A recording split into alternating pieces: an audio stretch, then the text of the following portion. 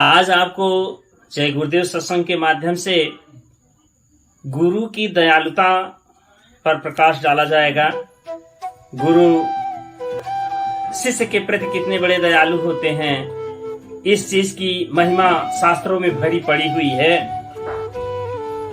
जो देखने में आती है। गुरु ब्रह्मा गुरु विष्णु गुरुदेव महेश्वर, गुरु साक्षात पार ब्रह्म तस्मै श्री गुरुवे नमः। ध्यान मूलम गुरु मूर्तिम, पूजा मूलम गुरु पदम, मंत्र मूलम गुरु वाक्यम, मोक्ष मूलम गुरु कृपा। गुरु की महत्ता शास्त्र गाते हुए अघाते नहीं हैं। गुरु ही ब्रह्मा है, गुरु ही विष्णु है, गुरु ही महेश्वर है और गुरु ही साक्षात पार ब्रह्म परमेश्वर है। गुरु की कृपा से ही व्यक्ति को उसकी जीवात्मा का मोक्ष दान मिलता है और गुरु ही के द्वारा उसके गुरु के वचनों का पालन करने से उसी के वाणी का वो मंत्र स्वरूप बन जाता है।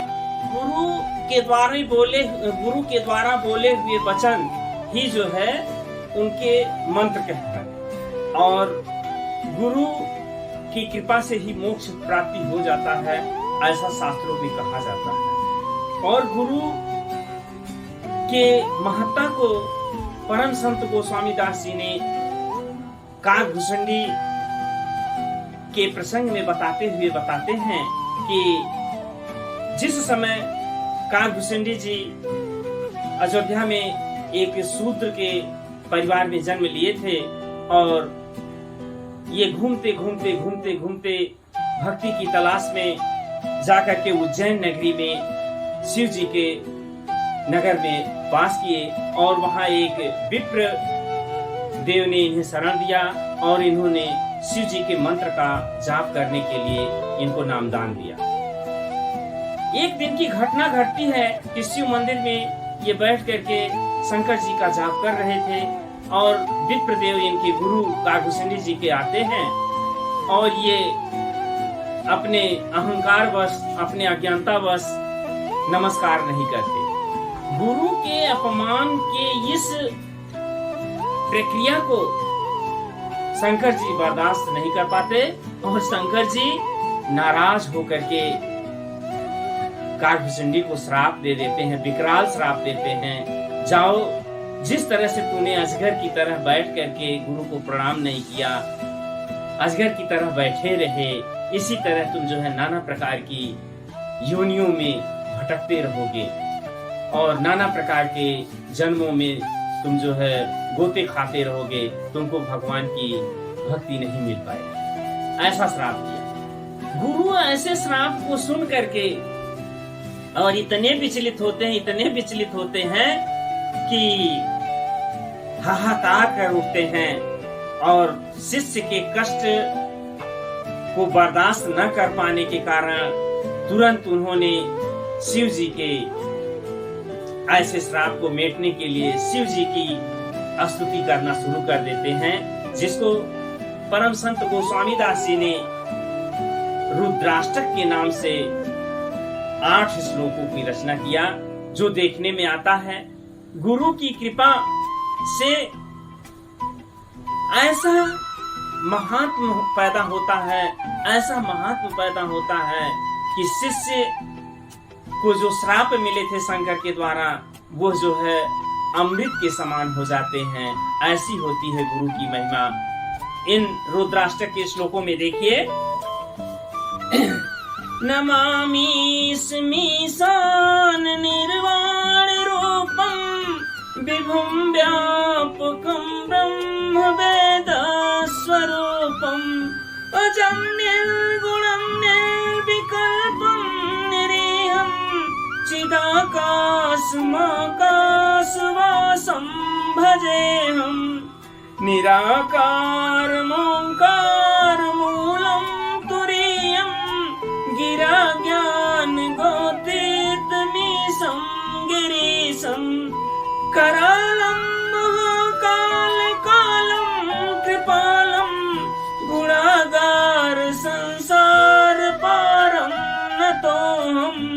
तुषाराद्रिशङ्कासगौरं गम्भीरं मनोभूतकोटिप्रभासी शरीरम् स्फुरन्मौलिकल्लोलिनी चारुगङ्गा लसतुबालेन्दुकण्ठे भुजङ्गा चलति कुण्डलं शुभ्रनेत्रं विशालं प्रसन्नाननं नीलकण्ठं दयालुं मृगाधीशचर्माम्बरं मुण्डमालं प्रियं शङ्करं सर्वनाथं भजामि प्रचण्डं प्रकृष्टं प्रगल्भं परेशं मखण्डं भजे भानुकोटिप्रकाशम् त्रयीशूलनिर्मूलनं शूलपाणिं भजेऽहं भवानीपतिं भावगम्यम् कलातीत कल्याण कल्पान्तकारी सदा सज्जदानन्द दाता पुरारी चिदानंद संदोह मोहापहारी प्रसिद्ध प्रसिद्ध प्रभो मन्मथारी प्रसिद्ध प्रसिद्ध प्रभो मन्मथारी नयावधूमानाथ पादारविन्दं भजन्ति लोके परेवानराणाम्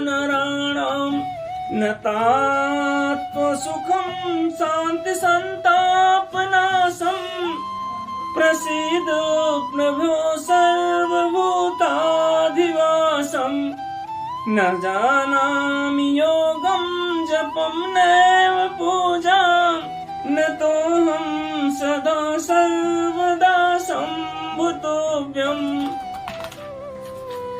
जरा जन्म दुःखोऽघतापाप्यमानं प्रभो पाहि शापान्नमामीश शम्भो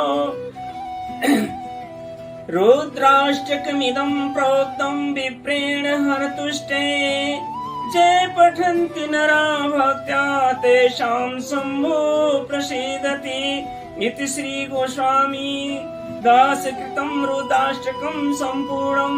इस प्रकार से गोस्वामी दास जी ने अपने इस रुद्राष्टक श्लोक के माध्यम से शिव जी को प्रसन्न किया और तब शिव जी प्रसन्न हुए और शिष्य काकभूषणी के ऊपर दया बरसाते हुए क्या कहते हैं कि मेरा श्राप तो अब झूठा हो नहीं सकता, लेकिन मैं इस श्राप के रूप को परिवर्तित कर देता हूँ।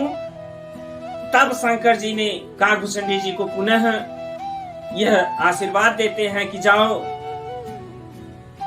काकभूषणी, तुमको जो है इच्छा मृत्यु प्राप्त होगी, यानी जिस भी योनि में तुम जन्मोगे तुम जब चाहोगे तब अपने शरीर को त्याग दोगे, अर्थात जन्म मृत्यु का जो दुसह दुख होता है तुमको प्राप्त नहीं होगा। और क्या, किसी भी ब्रह्मांड के लोक में तुम आ जा सकते हो, चाहे वो स्वर्ग लोक हो, पाताल लोक हो, विष्णु ब्रह्मा कोई भी लोक हो, कहीं भी आ जा सकते हो। और तो और जिन जन्मों का तुमने भोगमान किया है, किसी भी योनि में तुम रहे हो, उस जन्म के सारे क्रियाकलाप सारे कर्म तुमको याद रहेंगे। और तो और फिर आगे और बढ़ा दिया, कहा इन सबको भोगने के बाद 100वें जन्म में तुमको राम की भक्ति मिलेगी। ऐसा शंकर जी ने पुनः अपने उस श्राप में सुधार किया और काकभूषणी जी को अपने तमाम आशीर्वादों से जो है आच्छादित कर दिया। यह किसकी कृपा थी? यह गुरु की कृपा थी। इसीलिए कहा गया है, संत महात्माओं ने बताया है, कबीरदास जी ने कहा है कि कबीरा हरि के रूठते गुरु के शरणे जाए, ओ कह कबीर गुरु रूठते हरि काज नहीं होत सहाय। कबीरदास जी ने कहा कि यदि भगवान रूठ जाए, राम रूठ जाए, तो हमको गुरु के शरण में चला जाना चाहिए। लेकिन कबीरदास जी कहते हैं कि यदि गुरु रूठ जाए तो भगवान भी सहारा देने वाला नहीं होता। इस तरह से गुरु की महत्ता मैं समझता हूं कि आज इतने ही वाणियों में मैं संपूर्ण करना चाहूंगा। वैसे ये पूर्ण होने वाला प्रसंग नहीं है, ये सृष्टि के आदि से लेकर के अंत तक चलने वाला प्रसंग है। ये गुरु की महिमा कभी पूर्ण नहीं हो सकती। गुरु का तात्पर्य ही होता है गुरु और रू, यानी ये दो शब्दों से, दो धातुओं से मिलकर बना है। गुरु शब्द गु और रू से मिला है, जिसका मतलब होता है गु मतलब होता है अंधकार, रू मतलब होता है प्रकाश। गु मतलब होता है गुप्त रूप, अंधकार में छुपा हुआ, और रू मतलब होता है रूपवान, जो प्रकाशवान हो।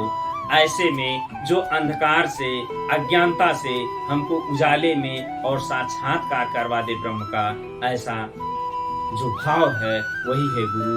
गुरु किसी हाड़ मांस पुतले का नाम नहीं, किसी वेशभूषा का नाम नहीं, किसी दाढ़ी मूछ बाल का नाम नहीं। गुरु वो चीज होता है जीवात्मा के कल्याण करने का, जो सच्चा साथी है वो सतगुरु ही होता है। इन्हीं शब्दों के साथ जय गुरुदेव।